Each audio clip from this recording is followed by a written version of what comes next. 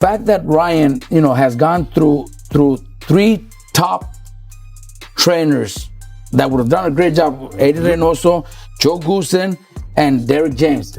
Correct. And he's not training with neither of them. He's training with his dad. Did Ryan Garcia ever allow those trainers to be the boss? That's why he's back with his dad, because he's the boss. That's why. Yeah. Look, Joe Goosen, I know Joe Goosen. My brother used to train with him.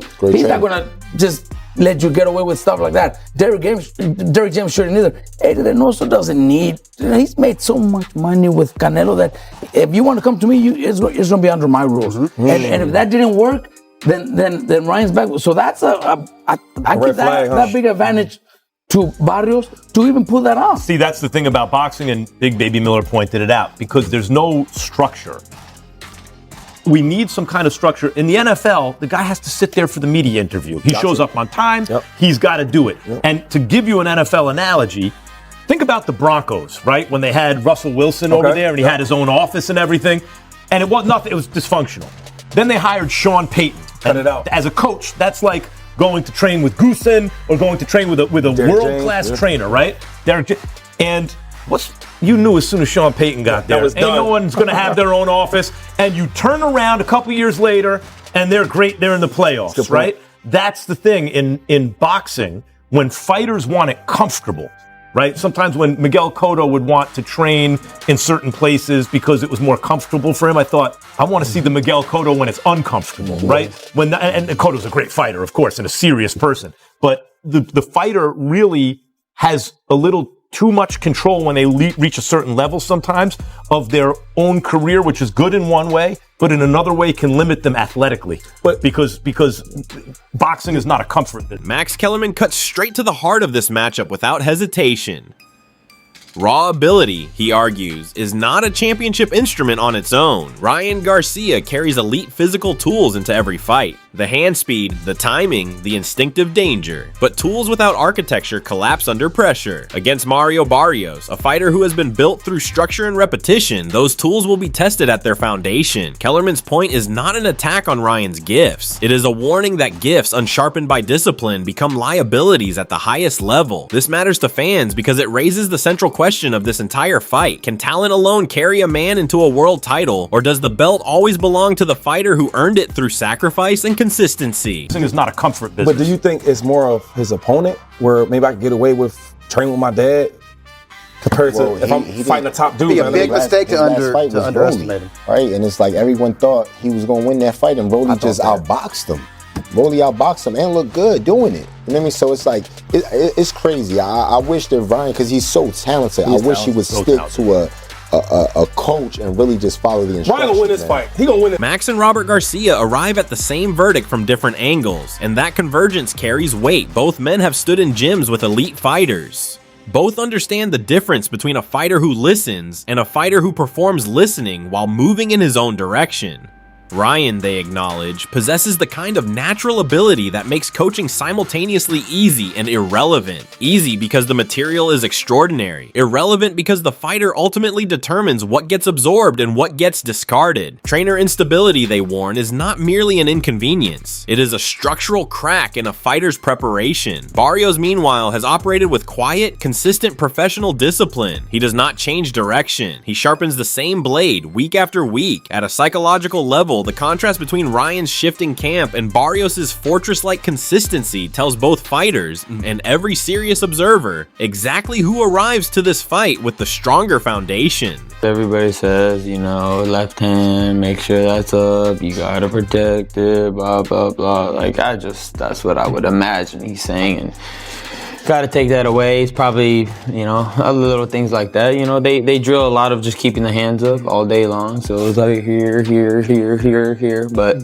this freestyle type of boxing, with technique is going to overwhelm this man.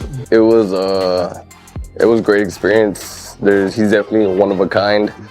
I took a lot from that fight, just being there with somebody with his timing, his skill, his speed. Yeah, just, we're going to use that, in every way, to grow as a fighter. Your opponent on the 21st, Garcia, hasn't actually won a fight officially since 2023. He's been through a lot of controversies, the scandal with Haney, and then the loss against Rolly Romero. What do you make of all that? I don't make much of all the. I have somebody who's trying to take my title, and I'm looking just to go out there and defend. So you're looking to put on a big performance stylistically. What are you going to come with? Stylistically, I think this is going to be very...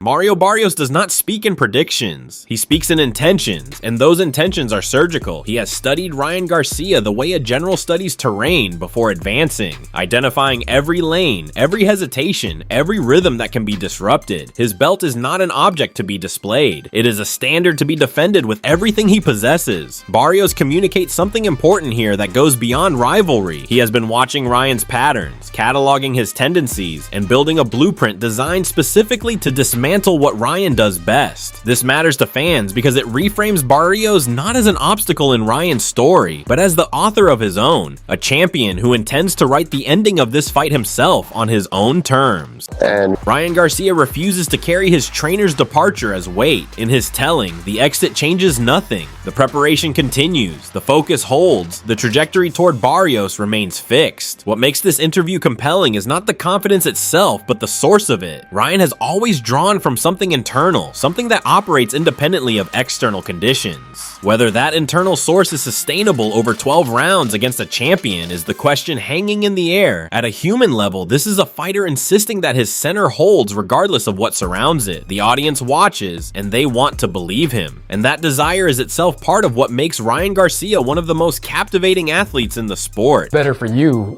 that he's working with a trainer you're familiar with than... Oh, yeah, in my eyes, But, hey, because I know I've already said some stuff that guy's already told him. But again, like he said, boxing is one-on-one. At the end of the day, he's a free thinker, I'm a free thinker.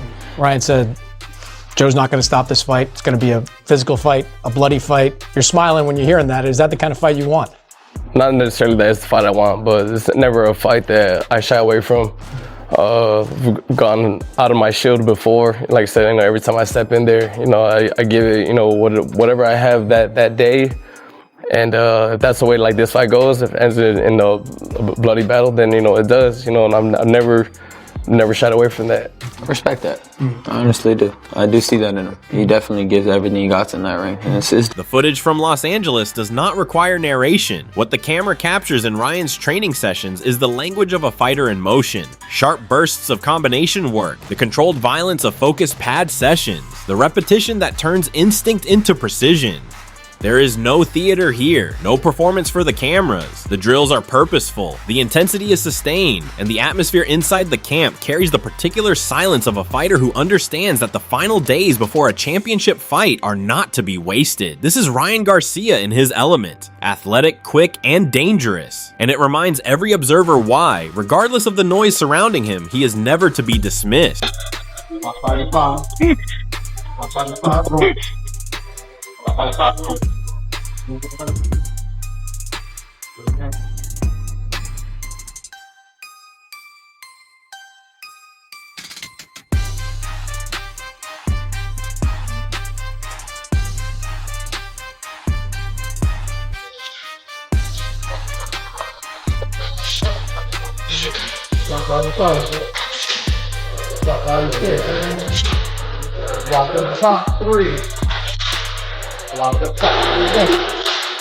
the top 3-2.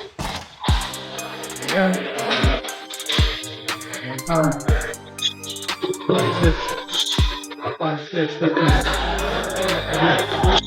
Punching bag absorbs what Barrios will eventually have to absorb, and Ryan Garcia delivers it without restraint. Every shot carries intention. The power in his hands is not manufactured for highlight reels. It is the natural product of leverage, timing, and physical gifts that very few fighters in any generation possess. What the bag reveals, beyond raw force, is the rhythm of a fighter whose hands arrive before defenders expect them. This matters because against Barrios, a seasoned, composed champion, the margin between landing that punch and missing it will be razor thin. The bag does not move away. Barrios will.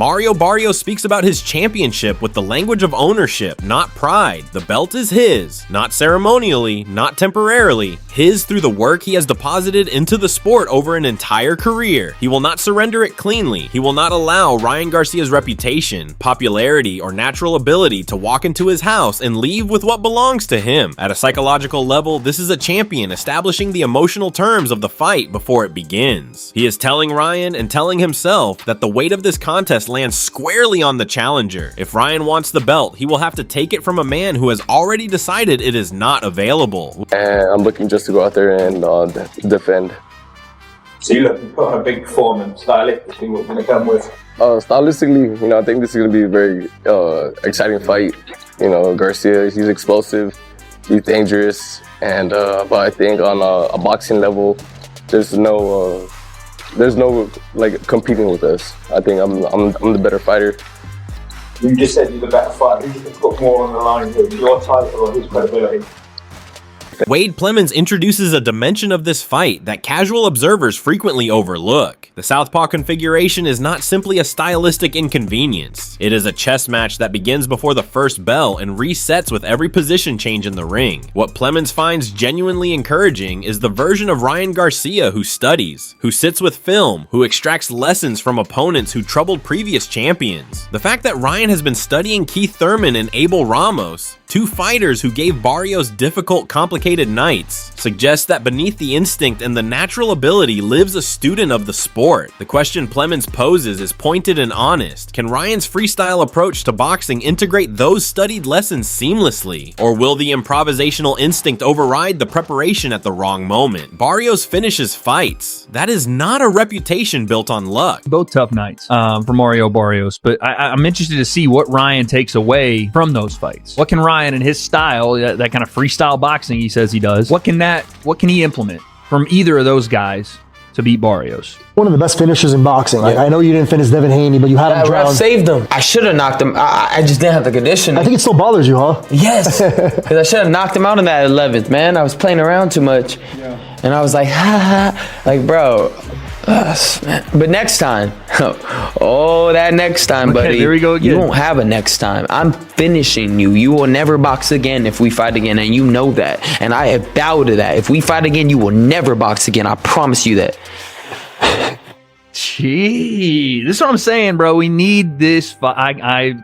I've said it so many times. Ryan returns to the Devin Haney fight the way a craftsman returns to an unfinished piece. Not with satisfaction, but with the discomfort of work left incomplete. He had Haney on the floor. He had the fight in his hands. And then something gave. Conditioning, discipline, the temptation to perform rather than finish. And Haney survived a round he should not have survived. Ryan acknowledges the miscalculation with unusual directness. He was not fully committed in that moment. He was playing at finishing rather than finishing. The regret is genuine, and it is the kind of regret that either transforms a fighter or becomes the weight that slows him. Wade responds with the sharpness of a man who has watched enough fights to know that unfinished business in boxing always presents itself for collection. His warning about a future Haney rematch carries real consequence. This fight against Barrios, 9 days away, is the moment Ryan proves whether that evolution has actually occurred. And someone's against him, when people think he'll lose, when it's a different challenge to him, even though the Rolly fight was a huge challenge. It was a world title shot, right? But you think back through Ryan's career and the fights where he performs better. Oscar Duarte fight, he thought Oscar De La Hoya and all of Golden Boy was against him. Obviously, the Devin Haney fight, no one thought he'd win. The Luke Campbell fight, Luke was an Olympian, so that was a big deal as well. The Gervonta Davis fight, he just lost. I mean, yes, the weight cut, whatever, but Ryan lost. But the mentality of Ryan, that's the thing that's so all over the place from time to time that you just don't know what Ryan you're going to get. I don't know what Ryan we're going to get in the Mario Barrios fight. He's saying all the right stuff. He's trained hard, right? He's acting like this is the one, but mentally isn't, right? Because he kind of said the right stuff. He was a little quieter last time with the Rolly fight, but he said the right stuff, and it's hard to know, dude. It is, because Another thing you worry about, I keep looking at this picture of Ryan. I'm seeing Mario Barrios assesses Ryan Garcia the way a composed technician assesses a complex problem, with clarity, without ego, and without the need to diminish. He acknowledges Ryan's speed, his power, and the particular confidence of a fighter who believes completely in his own ability. He also acknowledges the turbulence. The loss to Roy Romero was not merely a defeat. It was a performance that raised questions about Ryan's engagement, his presence, his willingness to suffer on a night when nothing was flowing naturally. The Devin Haney performance, by contrast, was extraordinary, and between those two extremes sits the testing controversy, which Barrios references not to prosecute, but to identify as a potential mental burden. What makes this interview exceptional is Barrios' refusal to weaponize any of it. He wishes Ryan well, and he means it. The respect is real, but the fight will be harder. At Ryan as an opponent, obviously I'll put respect on the speed, the power, the confidence, and all that, but it's been a weird stretch for him in the ring, to be fair. The lifeless loss to Rolly Romero, the spectacular victory over Devin Haney, but obviously the drug test, everything that went on around that mentally, and certainly at the end of the day, we wish Ryan well. How do you sort of gauge where he's at as a fighter entering this fight? It's hard to say really, where exactly, he's at, but I just had to prepare as if, I have a focused Ryan in front of me, as they're saying. And yeah, just, everything else kind of just is just background noise, Wait to look at Ryan's, at his best performances, when he has looked extraordinary. Mario Barrios has built his preparation around the most dangerous version of Ryan Garcia that exists. Not the most likely version, not the average version, but the version capable of the very best performance of his career. This is a championship mindset operating at its highest expression. Barrios is not adjusting his strategy based on controversy, media cycles, or the question of which Ryan shows up. He has prepared for the Ryan who arrived against Haney, electric, sharp, and capable of altering a fight in a single exchange. Everything surrounding this fight, the noise, the narratives, the distractions, registers as irrelevant to Barrios' preparation. He has separated the sport from the spectacle and committed entirely to the former. At a psychological level, this approach removes pressure and replaces it with professional certainty. Whatever version of Ryan appears on fight night, Barrios has already faced him thousands of times in the gym. He's a character to be around. But no, the move to go be with Joe was gonna happen. Whether this fight with Ryan was made or not. I was definitely, just after the pocket fight, looking at, what steps I wanted to make, moving forward. To just, continue to just grow as a fighter, to just continue to just, work on.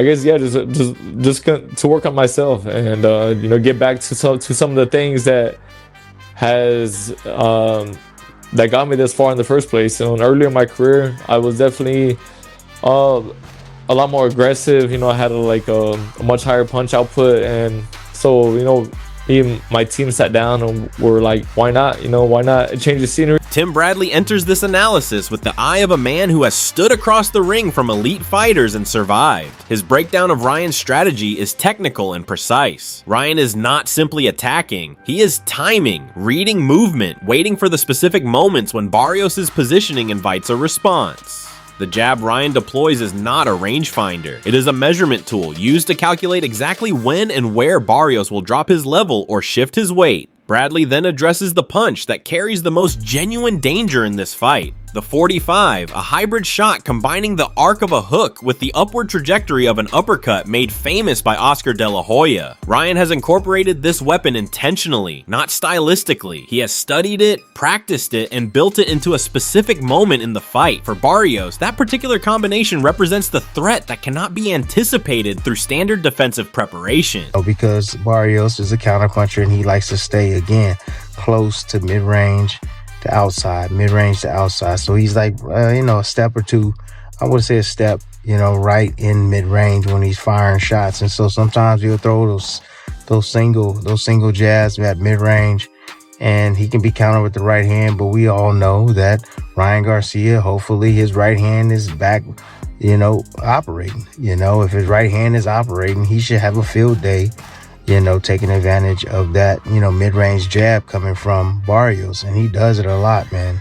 He really does. A lot of stuff that he does, he has good form and technique on it, Barrios. But it's just subtle mistakes that he makes. Like just stand near the pocket after he gets done working so guys can attack him after he gets. Bradley continues his technical dissection of Barrios, and what emerges is a portrait of a fighter with genuine strengths and identifiable vulnerabilities. The body shot history is significant. Throughout Barrios' career, sustained work to the body has degraded his stamina and altered the rhythm of his performances in the later rounds. This is not speculation. It is a documented pattern that any serious opponent must exploit. His right hand is powerful, but he can be caught by flush right hands coming back in return, and left hooks carry real danger for him. As a counterpuncher who prefers mid-range, Barrios frequently initiates with single jabs that open his guard in ways that a quick-timed fighter can convert into significant moments. Bradley's conclusion is clear. Barrios is not without vulnerabilities, and Ryan Garcia, when operating with timing, composure, and full physical commitment, is precisely the type of fighter capable of exposing them. This fight is a contest of technical precision, not simply power. He swells. He swells quickly, man. Yeah, he gets damaged really easily. You touch him, he starts to bruise up immediately, starts to swell up immediately. So I think Ryan having those heavy hands, I think that can be an issue in the fight as well.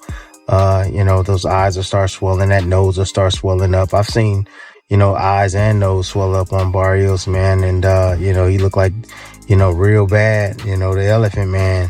After fight. So I think that's something that we got to take into consideration as well. I think, again, let's go back to the trainer. I think it's going to favor Barrios, the fact that he knows that his trainer knows Garcia. It is going to favor him.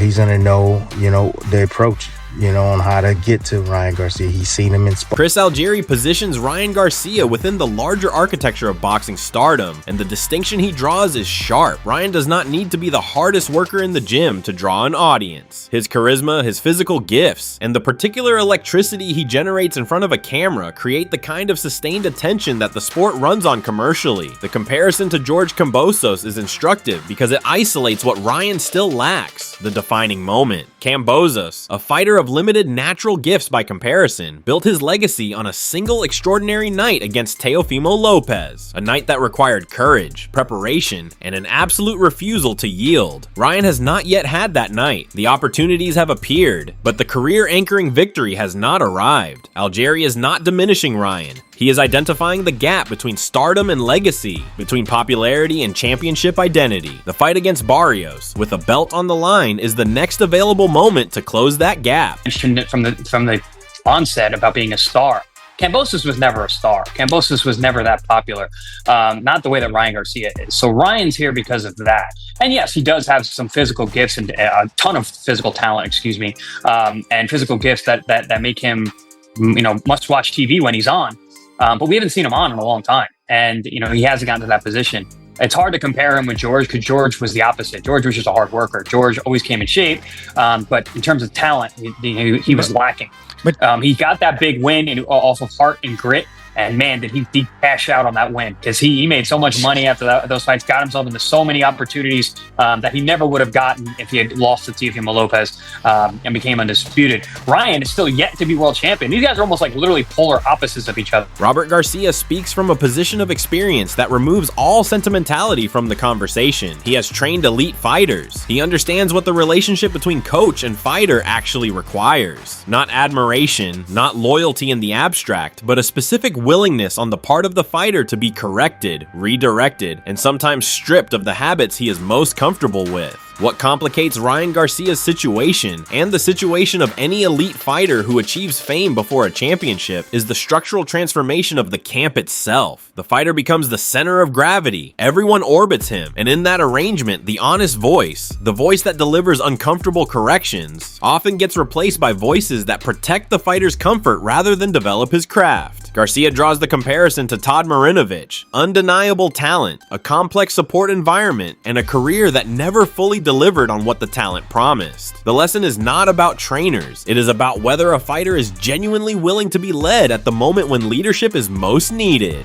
Look, every trainer is going to do his best to try to correct that and try to get Ryan to do it, but at the end, it's going to be Ryan himself. You know, it's his things going on in his world, his family, his friends, himself with all those, you know, personal problems.